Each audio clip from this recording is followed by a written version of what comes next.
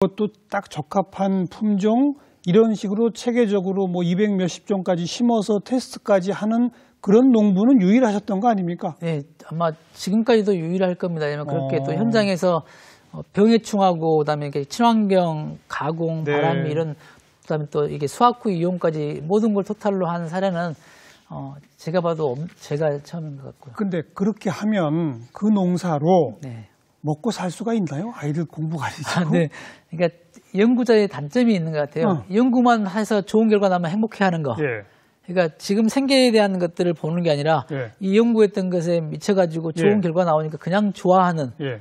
그러니까 일본에서 미생물 연구하면서 세계 최초로 레퍼런스에 등재될 때 찾았다고 미생물 하나 보면서 행복했던 그 느낌처럼 또 가족들의 생계를 책임져야 되는 가장으로서 왔는데도 또 연구에 미쳐서 행복해하는 거니까 그러니까 돈 안 되는 일을 또 한 거죠. 어떻게 먹고 사셨어요?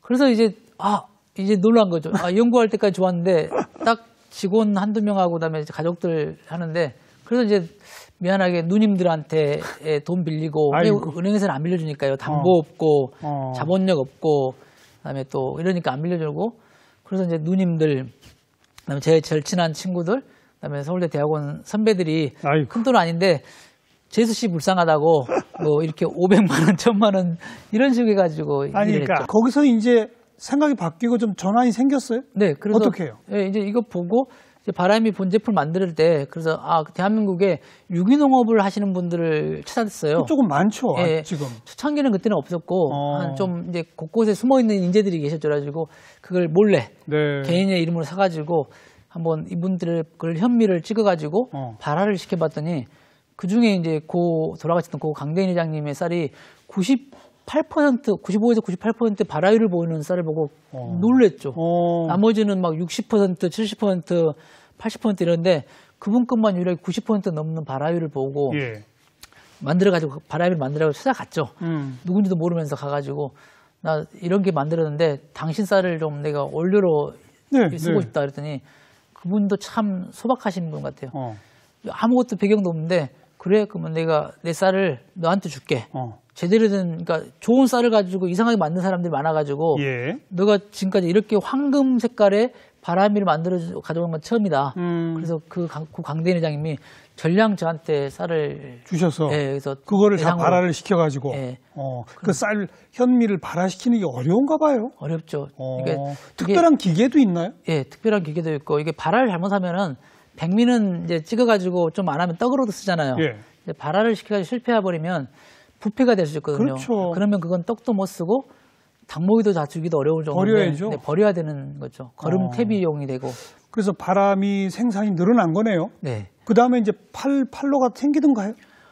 그러니까 또 거기도 영업을 생각 안 하고 제품을 만들었죠. 그래서 막 만들면 이게 대박이 나겠다. 왜냐면 지금까지 전국에 판매되는 바람미를 전부 다 검사를 했거든요.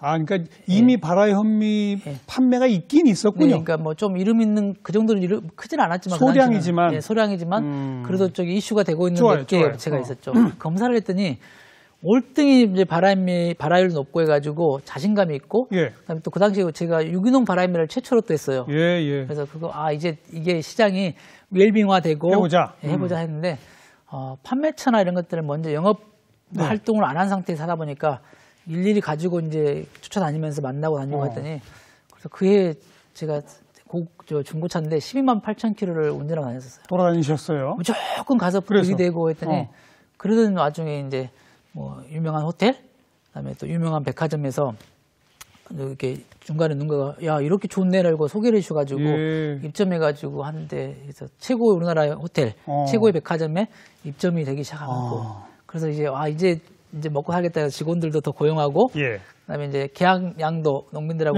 연구했던 품종을 더 들여서 계약 재배를 늘리고 그렇게 해왔죠.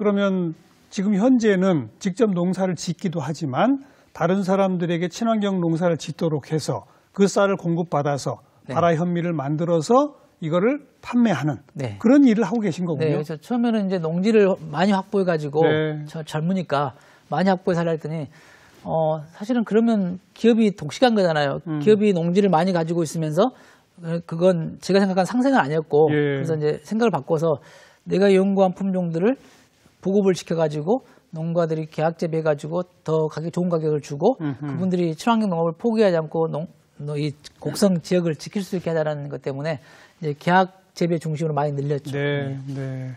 그 생산량은 꾸준히 늘어온 거죠? 바라 현미 양은. 네. 그렇죠? 쭉 늘어오다가 저희가 한 2015년부터 15년 기점으로 15년 그쪽으로 해서 갑자기 쌀 소비가 줄잖아요.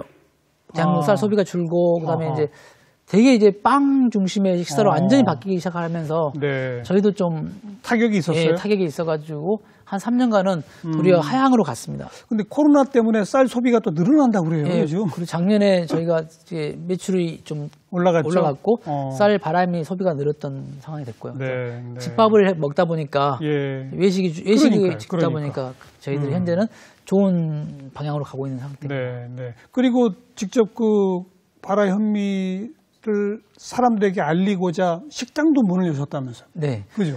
그러니까 그 일본에 유학 중일 때 이제 그 일본 문무성 초청 장학생들은 이렇게 분기당 한 번씩 본인이 원하는 데를 이렇게 가고 있다면 이렇게 지원을 해주세요. 네, 네. 근데 일본의 농업 현장에 갔더니 사람들이 잘 살아요. 그리고 행복해요. 그리고 농부들과 이렇게 그 소비자와 이런 것들이 연대가 되게 잘 돼 있더라고요. 그래서 예. 이런 것들을 어떻게 농가 레스토랑 같은 경우가 되게 이슈가 되고 있고. 그러니까요. 그래서 그런 와중에 저희는 쌀이 소비가 줄고 있고 그럴 때 이제 농촌진흥청에서 지정하는 농가 맛집에 지원 신청을 내 가지고 네. 되고 그래서 이제 쌀을 홍보하는 공간으로 삼자 해가지고 그렇죠. 이렇게 밭카페라는 단어를 써가지고 들녘이 보이는 데다가 밭카페를 열고 거기에 또 제가 품종을 선보내기 연구 지금도 하고 있잖아요. 그걸 바라보니까 소비자들에게 홍보의 공간으로 생각하고 이렇게 준비했는데 이게 지금 이슈가 돼가지고 네. 많은 분들이 되게 이제 경관도 좋고 그다음에 우리 품종을 연구하는 모습도 보고 그렇죠. 찾아오신 분들이 많아졌죠. 그런 거를 왜 6차 산업이라고 그러지 않습니까? 네, 맞습니다. 농업 1차 산업에다가 그걸 가공하는 2차 산업에 그걸로 서비스업까지 하는 3차 산업을 겸한 그런 하나의 모범적 장소를 만들어내신 거고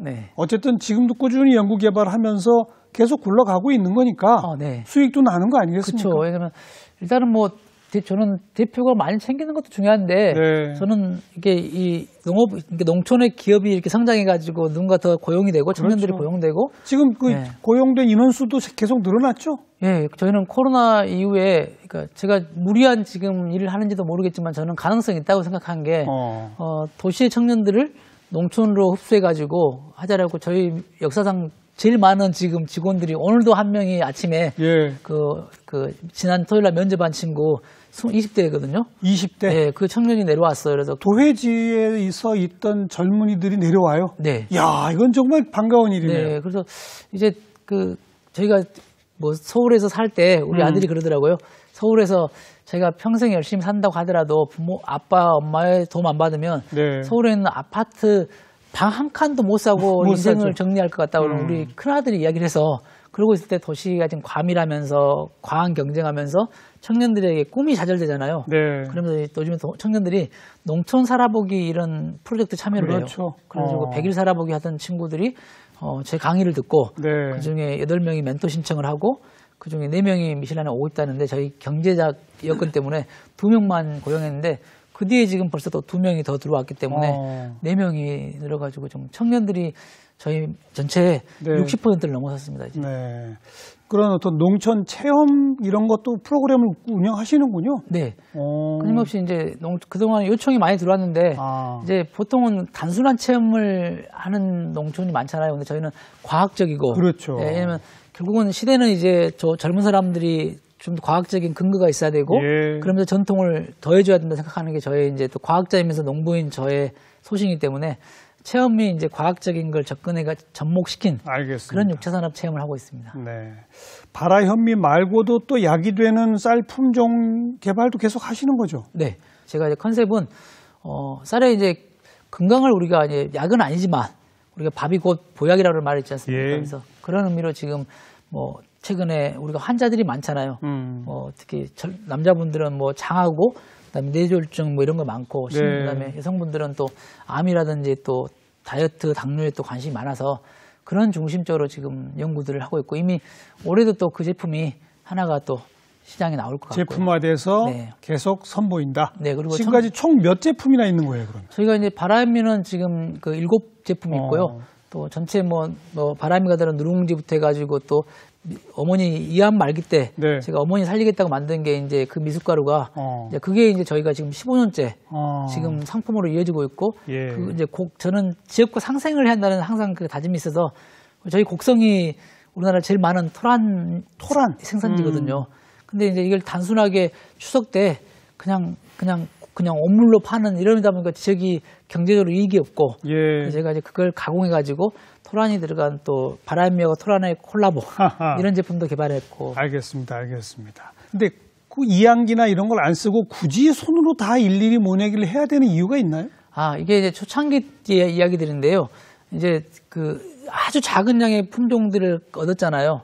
이걸 늘려야 되거든요. 근데 이 씨앗 하나하나를 귀한데 이걸 그냥 대충 이항기를 했으면 한 포기 두 포기밖에 못 심잖아요. 이항기는요. 그래서. 네, 그래서 한 포기씩 하나씩 심었던 것이고. 초창기가 그랬다? 네. 지금은 그래도 모내기는 이항기로 합니까? 네, 이제 그 수확량들은 할 것들은 하고요. 그다음에 연구용들은 지금도 여전히 손모내기를 하고 있고요. 연구용과 수확용이 다르다? 네, 그러니까 처음에 초창기는 그걸 다 얻기 위해서 8,000평이라는 되게 큰 면적이잖아요. 근데 거기다 다 손모내기를 했던 이유는 이 귀한 쌀들을 어떻게 귀하게 여겨서 연구해서 보급하려고 그렇게 쭉 해왔던 것이 이제 2010년 넘어서부터는 이제 좀 적어졌죠. 알겠어요. 친환경 농법, 그러니까 제초제나 농약 이런 거 안 쓰시는 거고. 네, 전혀 안 쓰고요. 그럼 그 논에는 온갖 것들이 다 살겠네요. 네, 그렇죠. 뭐 살아요? 일단은 우리가 그 기억에도 없는 것들이 있을 거예요. 도시 뭐 책에서나 봤을 것 중에 뭐 투구새우도 이렇게 흘러 들어오고 그다음에 이제 그다음에 장군 애비 그다음에 또 소금쟁이 그다음에 또 물자라 이게 물자라는 아빠가 아이를 등에 업고 키우는 아이거든요. 이런 것들이 수십 가지가 있고요.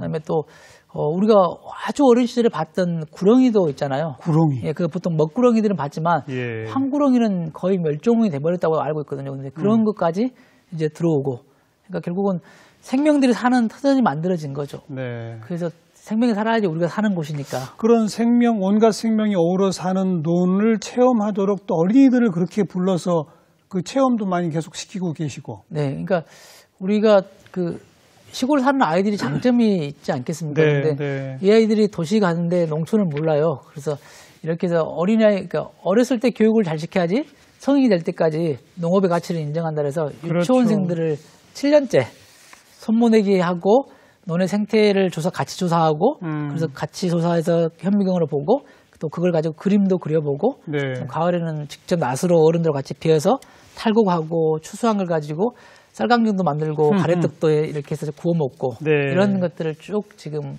이게 7년, 8년, 9년째 이렇게 가면서 그뿐 아니라 그 지역 사회에서 음악회도 하시고 웬걸 걸 다 하시더라고요. 네, 또 교육 운동도 하시고. 네. 이제 아내가 이제 기타 치고 노는 걸 좋아해가지고 대학 시절에 했던 거 있어서 네. 왜 이렇게 지역의 축제가 이렇게 한 번 하고 그 많은 돈을 쓰는 그 술을 먹고 이렇게 하는 이런 축제밖에 없을까 해서 작은 축제를 만들자는 게 이제 작은 들판 음악회를 만들었던 게 작년 가을까지 해서 23번째 음악회를 끝냈고요. 그다음에 이제 복도가 또 학교의 복도가 지금 폐교의 마룻바닥이 옛날 거 그대로 있거든요. 그래서 거기에 제가 창의적으로 제 사진을 걸어놨는데 갤러리. 예, 거기에 지금 작가들이 그림전을 하고 있고 지금 10번째 작가가 그림전을 하고 있고요. 네. 그다음에 이제 우리 아이들을 키우면서 저희는 이제 과한 간섭하지 않는 교육을 하겠다. 자립의 목표로 해서 했던 것들인데 시골도 마찬가지로 교육에 대한 바람이 있기 때문에 그래서 교육 희망연대라는 것들을 만들어서 지금껏 올해 현재 작년부터 제 짝꿍이 대표를 맡고 있고요. 그래서 저는 이제 제일 밑에서 시민 기자 하면서 그걸 기록하는 이런 일들을 하고 있습니다. 지역 공동체의 어떤 뭐 중심 역할을 하시는 거군요. 그죠? 네, 그러니까, 경제 공동체도 되고 네. 문화 공동체도 되고 교육 공동체도 되고 네. 그렇죠? 네, 그래서 그 농촌에 작은 플랫폼이 돼보자는 게 그렇죠. 제가 갖고 있는 해답이었습니다. 마을에 청년이 돌아오는 마을 뭐 이런 예. 글책들 있잖아요. 그래서 지역이 희망이다 이런 것들을 만들기 위해서는 뭐든가 플랫폼이 하나 필요하다. 근데 이제 행정은 열심히 이렇게 도와주는 역할인데 앞에서 이끌어갈 수 있는 공간이 필요한데 제가 또 폐교를 샀기 때문에 원래 네. 아이들이 놀았던 폐교잖아요. 네, 학교다니까 네. 거기를 제가 그런 지역의 문화, 그다음에 먹거리, 그다음에 또 교육 그렇죠. 이런 것들의 플랫폼을 만들어 플랫폼으로. 네.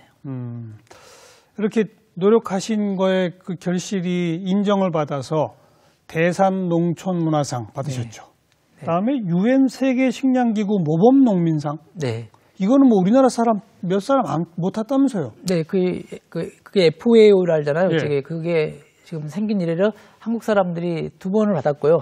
제가 3번째 받았던 네, 정말 영예로운 상이죠. 네, 네. 그걸 참 제가 저보다 훌륭한 분들 많은데 네. 이 상도 마찬가지로 참 운인 것 같고 행운이었던 것 같습니다.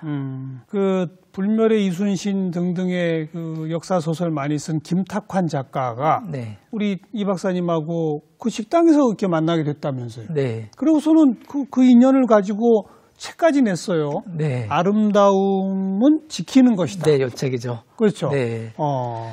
네. 그러니까 참 요즘에 살아가면서 제가 감사하는 일이 네. 그 시골을 살고 폐교를 이용하고 그다음에 밥집을 하고 있고 이게 얼마나 저에게 준 행운이 많았던가가 바로 김탁환 작가를 만난 것 같아요. 네. 제가 2018년을 기점으로 쌀값이 하락하고 또 쌀을 알아주는 것보다 우리가 식문화가 빵 문화로 가면서 빵은 그렇게 이만한 것도 7,000원이라도 불평 안 하는데 유기농으로 밥집을 해도 15,000원이라도 뭐라고 하시는 분들이 생기고 되게 이렇게 자괴감이 좀 든다는 이런 네. 느낌이 들 때, 그리고 네. 연구해왔던 것들의 가치는 소비자는 금방 안 알아주고, 그쯤 됐을 때 김탁환 작가가 이렇게 저희 밥카페로 밥을 드시러 오셨다가 이렇게 우연찮게 만나가지고, 그러게요. 제가 사실 이렇게 책을 별로 안 읽었던 사람이에요. 이게 자연과학 하면서 이 연구 논문만 봤지. 김탁환이 누군지도 잘 모르셨겠군요. 네, 전혀 몰랐었습니다. 그래서 그 친구들이 같이 왔는데 네. 물어보더라고요. 대표님이시냐고 그랬더니 그러니까 김탁환 아세요? 그러니까는 처음 들어본 이름이라 했더니 웃으면서 야, 탁환아 너 모른대 이렇게 친구분이 하더라고요. 그래서 이렇게 모를 수 있죠. 제가 이렇게 훌륭하신 농부님을 제 관련된 자료를 읽고 계시던 것 같더라고요. 그래서 불멸의 순신 아냐고 물어봤었거든요. 제가 귀국할 때 제가 지쳐있을 때 그 불멸의 순신 드라마가 되게 저에게 위로가 됐거든요.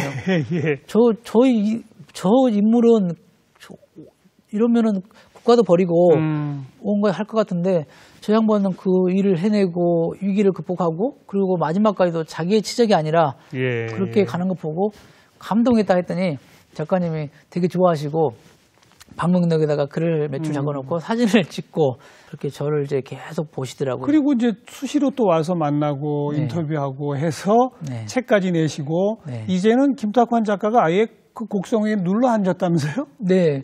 그러니까 저랑 같이 보통은 이제 이렇게 책을 쓰신 분들이 르포 형식 책을 쓰신 분들이 잠깐 한 몇 시간 와서 인터뷰하고 글을 쓰잖아요. 근데 이분은 1년 동안 그 15번 2박 3일씩 와서 저랑 먹고 자고 걷고 제가 시키는 논에 들어가는 거 시키고 하면 하고 그렇게 1년을 보내고 책이 나오고 그러고 나서 이제 본인이 저랑 같이 전국을 투어하면서 코로나 시대에 사람들이 너무나 자본에 가면서 생태적 삶에 대한 가치를 잊고 있다. 그래서 같이 북토크를 전국을 투어를 했었거든요. 그래서 27번까지 다녔는데 그러면서 이제 인간적인 이제 우정이 생기면서 저한테 저 도시 소설가에서 마을 소설가로 한번 가보면 어떨까요? 이렇게 하시면서 그리고 좋죠 했더니 저 곡성에서 책을 좀 쓰고 있다고 어디서요? 그랬더니 그냥 조그만 공간에서 하나 만들어주시면 좋겠다 해가지고 바로 집필실이 된 거예요? 네, 옛날에 또 공교롭게 그 건물 조그만 게 하나가 아이들이 어렸을 때 도서관이었거든요.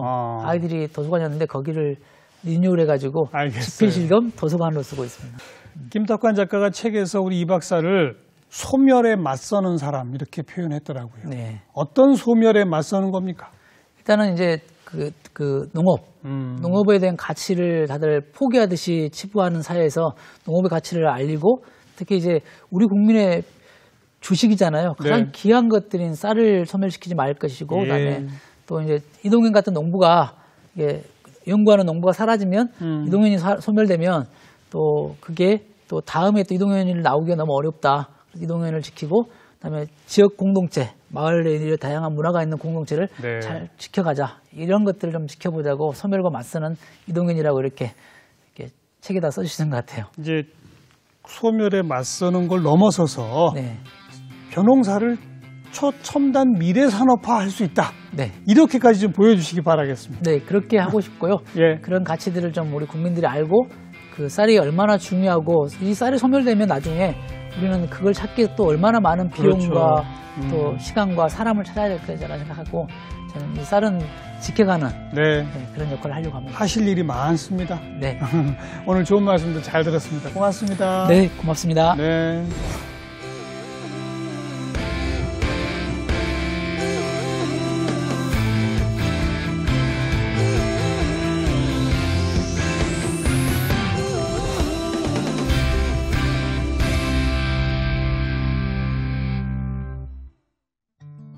우리 국민 모두가 먹는 주식 쌀, 그 품종도 이렇게 다양하구나. 아, 그걸 가지고 발화시키는 쌀, 발화 현미도 있구나. 오늘 새로운 걸 여러분 많이 배우셨을 것 같습니다. 한번 도전해 보시기 바랍니다. 그걸로 밥을 해 드시면 또 어떤 효과가 나타나는지도 한번 체험해 보시기 바라고요. 다음 시간 또 뵙겠습니다. 안녕히 계십시오.